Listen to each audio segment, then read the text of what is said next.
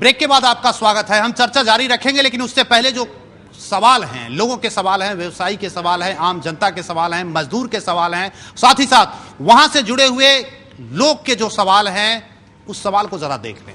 उसके बाद हम चर्चा को आगे बढ़ाएंगे।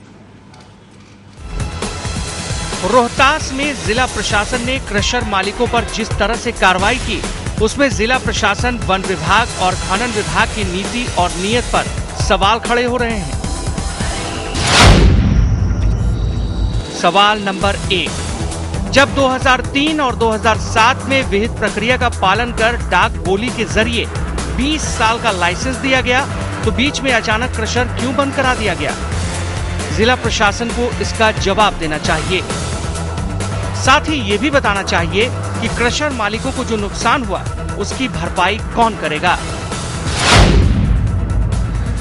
सवाल नंबर 2, जब नवंबर 2011 में रोहतास के डीएम की ओर से गठित धावा दल की छापेमारी में सब कुछ ठीक पाया गया, सारे कागजात दुरुस्त पाए गए और चिप्स भी सही पाया गया, तो उसके बाद खनन विभाग ने पत्थरों की सप्लाई क्यों बंद कर दी? क्या ये क्रशर मालिकों के साथ धोखा नहीं था? सवाल नंबर 3, अगर कहीं कुछ गलत हो रहा था, ये क्रशर मालिक अगर अवैध खनन में लिप्त थे, तो उनके खिलाफ उस वक्त कार्रवाई क्यों नहीं की गई? फिर जब्ती करने से पहले क्रशर मालिकों को नोटिस क्यों नहीं दिया गया? फिर किस पत्थर पर यह लिखा हुआ रहता है कि वो अमुक जगह से अवैध खनन कर लाया गया है? सवाल नंबर 4, जिस वक्त जब्ती की गई, उसमें अभियुक्तों का नाम और पूरा पता अज्ञात क्यों लिखा गया?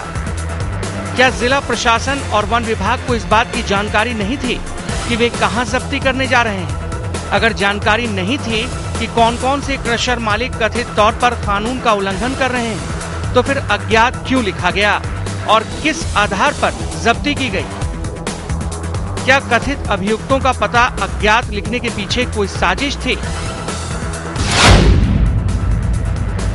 सवाल नंबर 5, जब क्रशर मालिक बार बार प्रीपेड चालान की मांग करते रहे ताकि वो चिप्स बेच सकें, तो खनन विभाग ने चालान क्यों नहीं दिया ताकि क्रशर मालिक चिप्स को बेचकर अपने नुकसान की भरपाई कर सकें?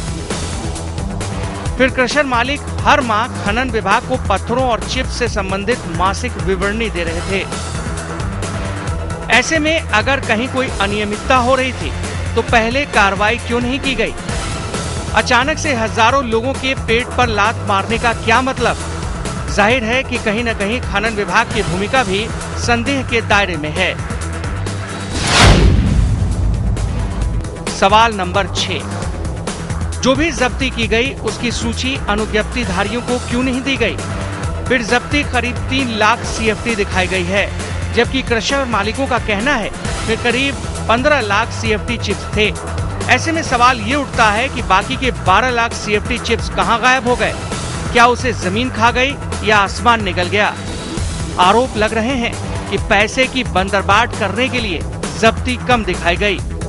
फिर किस क्रशर मालिक के यहाँ से कितनी जब्ती हुई, उसकी अलग अलग लिस्ट क्यों नहीं बनाई गई? सवाल नंबर 7, जब मामला पटना हाईकोर्ट में लंबित है, तो फिर किस आधार पर इन चिप्स को बेचा जा रहा है?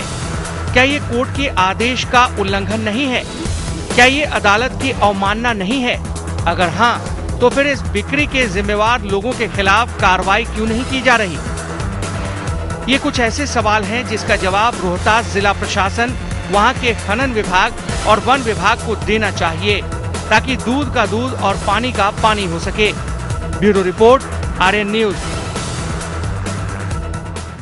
दूध का दूध और पानी का पानी हो सके, लेकिन कैसे हो? जब सैया भये कोतवाल तो डर काहे का। सवाल यह है कि जब स्थानीय प्रशासन पूरी तरह से इस बात को सुनने को तैयार नहीं है, कोर्ट की जो बातें हैं, कोर्ट के जो नियम हैं, जो कायदे हैं, कानून है, उसे मानने को तैयार नहीं है, तो फिर सवाल होता ही कहां है? यहां तो सवाल पूरी तरह से टाल दिए जाते हैं। हमारे साथ हैं पप्पू गुप्ता जी, हैं युवा व्यवसायी हैं। पप्पू जी, ये जो सवाल खड़े हमने किए, क्या ये सवाल आपके दिलों के अंदर, आपके दिमाग के अंदर भी पैदा हो रहे थे? नहीं, ये नहीं सोचा गया था। 20 साल का लाइसेंस दिया गया हम लोग का, आज 7 साल में पैसा लेकर आज बंद कर दिया गया है और उसमें अवैध घोषित किया जा रहा है। आज हम अहम समय बिता दिए इसमें, अब कहाँ बिताएंगे? जब लड़का के पढ़ाने का समय हो गया, लड़के का शादी करना होगा 10 वर्ष के बाद, हम कहाँ से करेंगे शादी? आप स्थानीय जो जिला अधिकारी हैं, जो खनन अधिकारी हैं, वन विभाग के, उन लोगों के पास आपने कभी अर्जी दी क्या? अर्जी दे रहे हैं तो ऊपर से करें तो आप लोगों को केस किया जाएगा। अवैध ढंग से आप लोग काम कर रहे हैं तो अवैध ढंग से कहाँ काम? हम अपना कागज दिखा रहे हैं, उसको मान नहीं ले रहे हैं। हाई कोर्ट का आदेश भी हम लोग के ऊपर है, फिर भी मान नहीं ले रहे हैं। सुमन जी, यहाँ सवाल है कि कोई सुनने को तैयार नहीं है, ना कोर्ट को की सुनेंगे, ना आपकी सुनेंगे, ना वन विभाग, किसी को कोई सुनने को तैयार नहीं है। इस हालात में कैसे उद्योग लगेंगे और कैसे फिर अब आप आगे का, आपके तो उद्योग धंधे बंद हो गए, अब आप क्या करेंगे और कितने का नुकसान हुआ होगा? सबसे बड़ी सवाल ये है कि धंधे तो बंद गए और इसके लिए हम कहाँ जाएं, ये सोचना है ना। जिला प्रशासन के पास, जिला अधिकारी के पास टाइम है हम लोग की बात सुनने का। सुनने में आया कि आपके भी में ये रिपोर्टर गए थे तो उनको भी समय खाली बैठक कर रहे हैं। जब अहम सवाल रोहतास जिले का सबसे बड़ा उद्योग था, इस उद्योग से ही रोहतास जिला का नाम है सब जगह और इसका प्रभाव, इससे लाखों लोग बेरोजगार होंगे, उसका कोई सुनने वाला नहीं है। वन विभाग के पास जाइए तो कहता है कि ऊपर से आदेश है। अरे ऊपर से किसका आदेश है? कोई कहने वाला नहीं है। जो चिप्स भी उठा रहे हैं तो अब एक देखिए, एक ये आया था, निकला था हम लोग का, ये 144 धारा लोग लगाए थे। इसमें दिया है कि वन विभाग ये दिला है कि प्रबंध निदेशक Bihar state road development corporation limited ने ये बोला है कि आप चिप्स को messrs Patel engineering limited Hyderabad को, जिसका ऑफिस नासिरगंज में है, वहां आप इनको दीजिए। अब बताइए कि ये प्रबंध निदेशक Bihar state road development corporation limited कहां से आ गए? वहां पे उनका कौन सा अधिकार हो गया कि हम लोग का चिप्स ले करके और भैया इनको दे दीजिए? अंधा कानून ही तो क्या है? ये अंधा कानून है क्या? आपसे लेकर हम उनको दे देंगे, उनसे लेकर उनको दे देंगे, लेकिन हम आपसे एक बार भी नहीं पूछेंगे। इस तरह के कानून को क्या वाकई में अंधा कानून कहें? पूछने के बाद में लोग अंधा कानून तुम्हारा बन चुके हैं। लोग आज की डेट में जो भी क्रेशर मालिक 15,000 रुपया पर डे महीना टूट रहे हैं, इसलिए कि जमीन के जो 20 साल का लीज लिखा गया है वो तो अपना मानेगा नहीं। जो दरबान है मुंशी अगोरने के लिए तो लेबे करेंगे। एक सेकंड रुकेंगे। हमारे साथ हैं आरजेडी के नेता ललन पासवान जी, हमारे साथ जुड़े हुए हैं। ललन जी, आर्यन न्यूज में आपका बहुत बहुत स्वागत है। आखिर ये कर्सर उद्योग पर सरकार जिस तरह से कानून के नाम पर लाठी डंडे चला रहे हैं, कायदे कानून कहा जा रहा है कि आप कायदे कानून के उल्लंघन कर रहे हैं, क्या वाकई में ये स्थिति यहाँ के उद्योग को बढ़ावा देगा? ललन पासवान जी, मेरी आवाज मिल रही है? हाँ, मिल रही है जी। सवाल यह है कि यहाँ जो उद्योग धंधे हैं उसे बंद किए जा रहे हैं। कर्सर उद्योग रोहतास का अपने आप में एक बड़ा उद्योग था, हजारों लोग को रोजगार मिल रहा था। आज वो उद्योग बंद हो रहे हैं और दूसरे उद्योग दूसरे स्टेट से, दूसरे जगह से, दूसरे देशों से लोग बुलाए जा रहे हैं। सवाल यह है कि कैसा आप उद्योग लगाना चाहते हैं?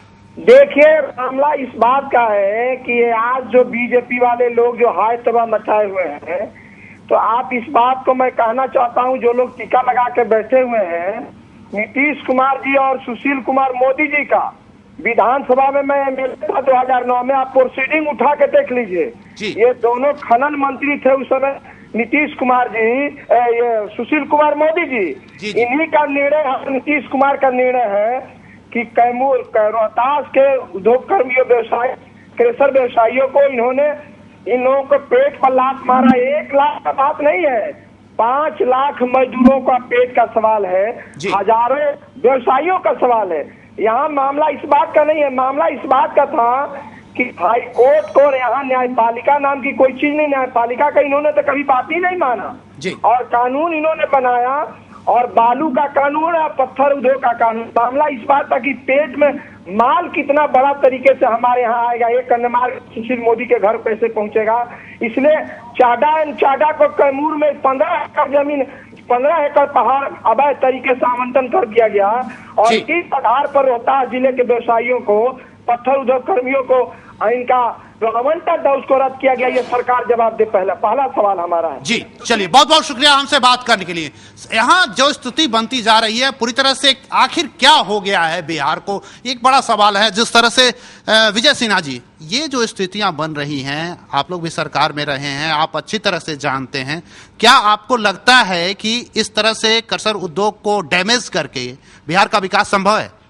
देखिए, एक चीज तो बता दूं कि बिहार के अंदर रेवेन्यू नहीं के बराबर आ रहा था, और माननीय वित्त मंत्री उप मुख्यमंत्री सुशील कुमार मोदी जी ने इस बिहार के अंदर आज 12-13 हजार रेवेन्यू का कलेक्शन किया, और उसी के तहत में उन्होंने पॉलिसी बनाने का, खनन विभाग और पत्थल का, उस पर पॉलिसी बनाने के लिए बहुत अच्छा व्यवस्था बना रहे थे।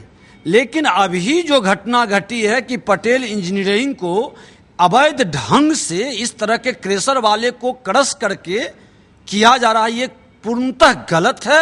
इसकी पूरी जांच होनी चाहिए, और इस तरह के भ्रष्ट पदाधिकारी और इसको संरक्षित करने वाले जो राजनेता सत्ता में बैठे हैं, उनके बारे में भी स्पष्ट रूप से जनता के सामने सारा फिगर को लाना चाहिए।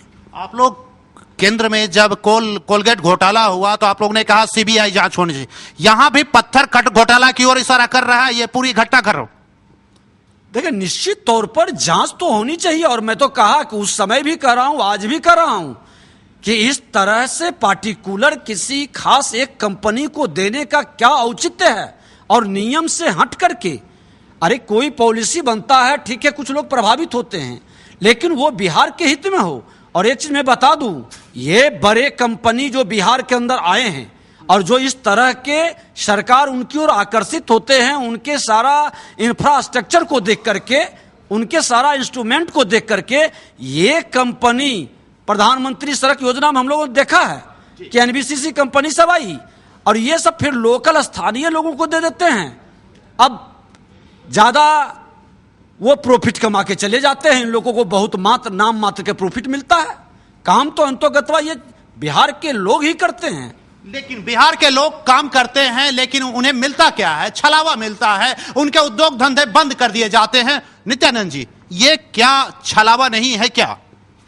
देखिए, सबसे बड़ा सवाल है कि जहां विकास की बात होती है और विकास को पर्यावरण से जोड़ा जाता है, मैं एक चीज़ आपसे कहना चाहूँगा कि आप कभी, मैं आमंत्रित करता हूँ आप लोगों को कि आप सासाराम आएँ, जहाँ पे पर्यावरण की बात कही जा रही है, उसके चलते क्रशरों को रोका जा रहा है। मैं ये दावे के साथ कहता हूँ कि जहाँ भी खनन हो रहा है, वहाँ से 5 किलोमीटर अंदर तक एक बांस का पेड़ भी नहीं है। फॉरेस्ट के नाम पर आप अंग्रेज के ज़माने में एक एसी कमरे में बैठ के और आप नक्शा बना दें कि ये सब फॉरेस्ट एरिया है, तो मैं तो ये कहना चाहूँगा कि चौसा का मैदान, सासाराम कहाँ है और बक्सर कहाँ है, गंगा के किनारे, वहाँ युद्ध हुआ करते थे। तो मैं ये मान लूँ कि यहाँ से वहाँ तक सब जंगल था। तो उस दृष्टिकोण से आप कागज देख रहे हैं और वर्तमान स्थिति देख नहीं रहे हैं। मैं यह दावे के साथ कहता हूं कि किसने रोका है? पर्यावरण का विरोधी कौन हो सकता है? जो क्रशर वाले हैं, इन लोगों ने एनओसी लिया है, पॉल्यूशन डिपार्टमेंट से लिया है, सारे नियम और कानून के तहत सरकार ने इनको उद्योग लगाने की अनुमति दी। दूसरी चीज कि सड़कें बनी, हमने कभी नहीं देखा कि वन विभाग ने कहीं पेड़ लगाया हो। हमने ये जरूर देखा कि वन उत्सव मनाने के नाम पर हमारे अधिकारी किसी अच्छे प्राइवेट स्कूल में जाके और मीडिया कर्मियों को बुला के एक एक बच्चियों के सामने फूल लगा के और वन महोत्सव मना लिया और सरकार की लूट की। मैं ये कहना चाहता हूं कि पर्यावरण विरोधी कोई नहीं होता, खासकर हम वहीं के रहने वाले हैं। तो हम क्यों चाहेंगे कि हमारा पर्यावरण खराब हो और बाहर के लोग अमीर बने? हम पर्यावरण विरोधी नहीं हैं, लेकिन कोई भी कानून जनता के हित के लिए होता है और इसीलिए विधानसभा और लोकसभा होती है कि जब हमें लगेगा कि यह कानून बदलने से जनता का लाभ होगा तो हमें यह कानून बदलना चाहिए। मैं अनुरोध करता हूं माननीय विधानसभा में बैठे हुए लोग, पार्लियामेंट में बैठे हुए लोग, कि जहां जंगल नहीं है, सबसे बड़ी समस्या यही है कि केंद्र और बिहार दोनों एक दूसरे को अपने पाले में फेंक देते हैं। यह फॉरेस्ट का मामला है, भैया पता तो कीजिए कि वर्तमान समय में वहां फॉरेस्ट है भी कि नहीं। नहीं, अब नहीं फेंकेंगे, क्योंकि विनोद शर्मा जी और नीतीश जी के बीच में काफी नजदीकियां हो गई हैं। जब से विजय सिन्हा जी रूठ गए, अलग हो गए, क्या इस तरह की नीतियां आप जमीन पर देख के बनाएंगे या नीतीश जी को कुछ इस तरह की सलाह देंगे? देखिए, ना कोई नजदीकियां थी ना कोई दूरियां थी पहले भी, समझे नहीं। हम अपना काम कर रहे हैं, केंद्र सरकार अपना काम कर रही है, राज्य सरकार अपना काम कर रही है। और जहाँ तक क्रशर का मामला, मैंने पहले भी कहा कि जिन क्रशर मालिकों को 20 साल का लीज दिया गया था, उनको निश्चित रूप से राज्य सरकार को सोचना चाहिए कि आखिर वो क्या करेंगे आगे। उनका जो पूंजी डूबने जा रहा है, उनके परिवार के लोग आखिर कहाँ से रोजगार उपार्जन करेंगे। तो निश्चित रूप से राज्य सरकार को इनको अस्थायी रूप से कोई व्यवस्था करनी चाहिए या दूसरे उद्योग के लिए प्रोत्साहित करना चाहिए। और जैसा कि बता रहे हैं नित्यानंद जी कि 5 किलोमीटर तक कहीं वहाँ पर पेड़ नहीं है, तो निश्चित रूप से वो पर्यावरण के अंतर्गत नहीं आता है। लेकिन यह जो बात है आज नहीं, ये स्थानीय जो पर्यावरण के जो अधिकारी हैं, जो वन विभाग के अधिकारी हैं, स्थानीय जो प्रशासक हैं, उनके माध्यम से पेड़ काटे जा रहे हैं, खनन होते रहे, अवैध खनन होते रहे, कोई नई बात नहीं है। और इसका ही हुआ प्रतिरूप कि काफ़ी बाद में बड़े स्तर पर बड़े लोग घुस गए और गलत रूप से इसका खनन होने लगा। तो निश्चित रूप से राज्य सरकार की जिम्मेवारी है कि इसको सख्ती से रोके उस खनन को। लेकिन क्रशर मालिक जो बेचारे अपना पूंजी लगा करके, अपना सारा शक्ति लगा करके इतने दिन से काम कर रहे थे, उनके काम को रोक दिया गया, तो उसके पहले उनके प्लानिंग करनी चाहिए थी, इनसे एक मीटिंग करके इनसे बात करना चाहिए था क्या कि तब इस पर कोई कार्रवाई करनी चाहिए थे। और हम आग्रह करेंगे माननीय मुख्यमंत्री से, सरकार के लोगों से कि निश्चित रूप से इन लोगों की एक बैठक बुलावे, उनसे पहले सुझाव मांगे और जो गलतियां उसको सुधारे, या तो फिर इनको दूसरा रोजगार के अवसर दें। चलिए, एक दुर्गेश जी, सवाल कितने का नुकसान हुआ होगा अब तक इस उद्योग धंधे के बंद होने से? इस उद्योग को बंद होने से एक व्यक्ति का 20 से 30 लाख का नुकसान है। क्रशर लगाने में आदमी कर्ज लेके, खेत बेच के, गहना बेच के पैसा लाया, उस पैसे को लगा के जब 5 बरस 6 बरस हो गया, जब हम लोग कुछ करना चाहे, उसके बाद उसको बंद कर दिया गया। अब हम लोग पैसा भी नहीं भर सकते हैं, मेरे पास कुछ है भी नहीं, मेरा जो गिट्टी है उसको भी उठाया जा रहा है। इस मसले पर प्रशासन क्या कह रहा है पप्पू जी?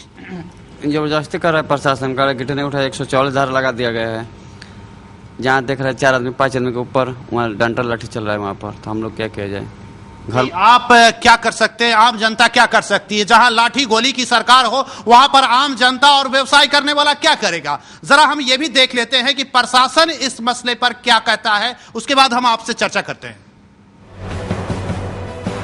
क्रशर उद्योग पर हुई कार्रवाई को लेकर क्रशर मालिक रोहतास जिला प्रशासन और वन विभाग पर आरोप लगा रहे हैं। उनका आरोप है कि जिला प्रशासन और वन विभाग ने बिना किसी ठोस आधार के मनमाने ढंग से कार्रवाई की। वो जिला प्रशासन पर व्यवसायियों को प्रताड़ित करने का आरोप लगाते हैं, इसलिए इस मामले में डीएम और डीएफओ का पक्ष जानना भी जरूरी था। मीडिया का एथिक्स भी यही कहता है कि जिनके ऊपर आरोप लग रहे हैं उनका भी पक्ष सुन लिया जाए। इसलिए आर्यन टीवी के संवाददाता ने कई बार रोहतास के डीएम संदीप कुमार आर पुडकलकट्टी से बात कर उनका पक्ष जानने की कोशिश की, लेकिन डीएम साहब ने वक्त नहीं दिया। उनके पास मीडिया से बात करने के लिए वक्त नहीं था। इस मामले में वन विभाग की ओर से कार्रवाई की गई, इसलिए उसका भी पक्ष सामने आना जरूरी था। लेकिन नए डीएफओ अमित सिंह अपने दफ्तर में मौजूद नहीं थे। वैसे भी डीएफओ अमित सिंह ने अभी चंद दिन पहले ही कार्यभार संभाला है, इसलिए हो सकता है कि वो पूरे मामले से अभी ठीक से वाकिफ न हो। क्रशर मालिक जिला प्रशासन, खनन विभाग और वन विभाग पर जो आरोप लगा रहे हैं उसमें कितनी सच्चाई है, ये जांच का विषय है। इसलिए बेहतर यही होगा कि निष्पक्ष तरीके से पूरे मामले की जांच कराई जाए, ताकि हक की इस लड़ाई में किसी के साथ नाइंसाफी न हो। आर्यन न्यूज के लिए सासाराम से अमित की रिपोर्ट।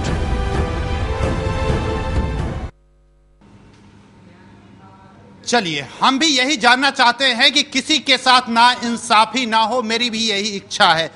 सुमन जी, वक्त अब कम है, आप सबसे थोड़ी वक्त लेंगे और आप बताएं कि अब क्या चाहेंगे आप और क्या समाधान होना चाहिए। नहीं, सरकार से हम लोग यही आग्रह है कि जिस तरह से हम लोग को कानूनी रूप से दिया गया है कार्य करने के लिए, उसी तरह कानूनी रूप से हम लोग के निर्णय किया जाए। ये मैं नहीं कर रहा हूँ कि मेरे पक्ष में दे जाए। जिस तरह से आप कानूनी रूप से हमको कारोबार करने के लिए लाइसेंस दिए हैं, उसी कानूनी रूप से निर्णय किया जाए, उसी तरह से हम लोग को न्याय मिल सके। न्याय मिल सके। नित्यानंद जी, देखिए, मेरा स्पष्ट कहना है कि क्रशर और पत्थर उद्योग दो अलग अलग चीजें हैं। जब इनको आपने 20 साल के लिए क्रशर दिया है, ठीक है, मानता हूं, आप वहां से पत्थर खनन की इजाजत नहीं देते हैं, ये खनन नहीं करते हैं। जिन लोगों ने क्रशर लगाया है उनका खनन से कोई वास्ता नहीं, खनन करने वाले अलग लोग हैं। इनको पत्थर चाहिए क्रशर चलाने के लिए, गिट्टी बनाने के लिए। तो आप इजाजत दीजिए कि दूसरी जगह से भी पत्थर लाके ये लोग अपना क्रशर चला सके, ताकि सांप भी ना मरे और लाठी भी ना टूटे। आखिरी आपकी प्रतिक्रिया जानना चाहेंगे, क्या तमन्ना है आप? अभी जो भैया हमारे बोले बगल वाले कि जो अभी पत्थर के हम लोग के कारण, हम लोग तो क्रेशर है, तो क्रेशर है जब से जो ठेकेदार को भी देते हैं बाहर से जाके गिट्टी लाने के लिए, तो हम लोग के जो यहाँ पहाड़ सुनकर तो हमारी क्या गलती है? और जब क्रेशर पहाड़ को लाइसेंस दिए 5 साल को और क्रेशर को लाइसेंस दिए 20 साल को, तो ठीक है, पहाड़ ने अपने खत्म सुन कर दिया, तो हम लोग को दिया जाएगी कि हम लोग अपना दूसरा प्रांत से चाहे गया से कहीं से अपना पत्थर मुला जारी रखना चाहिए। पप्पू जी, आप क्या चाहेंगे? युवा हैं, आपका धंधा बंद हो चुका है, क्या करेंगे अब? हमको धंधा दिया जाए या फिर पैसा लौटा दिया जाए, पूरा जितना राजस्व है। चलिए, या तो पैसा लौटा दिया जाए या फिर धंधा करने की इजाजत दी जाए। यही बात हम भी कहेंगे। धंधा हम आगे कैसे करेंगे, इसके बारे में सरकार सोचे और हमारे भविष्य के बारे में सोचे। चलिए, भविष्य में सोचना बहुत जरूरी है, सरकार सोचेगी। क्या आपके नजर में इसका समाधान होना? देखिए, निश्चित रूप से राज्य सरकार को क्रशर मालिकों के जो लगे हुए हैं लागत, उसकी भरपाई करनी चाहिए और इन्हें नया उद्योग में सहयोग करना चाहिए। नए उद्योग में सहयोग करें। सुधांशु जी, आपकी आखिरी प्रतिक्रिया, क्या अब विकल्प है इनके पास? हम तो कहेंगे कि जिस तरह से पिछली बार चुनाव में हमारे माननीय मुख्यमंत्री जी जनता के बीच जा रहे थे और जनता से अपील कर रहे थे कि बीच में आप मिस्त्री मत बदलिए, बिल्डिंग जो बन रही है बिहार की या हम बना रहे हैं, तो बीच में मिस्त्री को नहीं बदलिए, वरना बिल्डिंग टेढ़ी मेढ़ी हो जाएगी और बढ़िया नहीं बनेगा।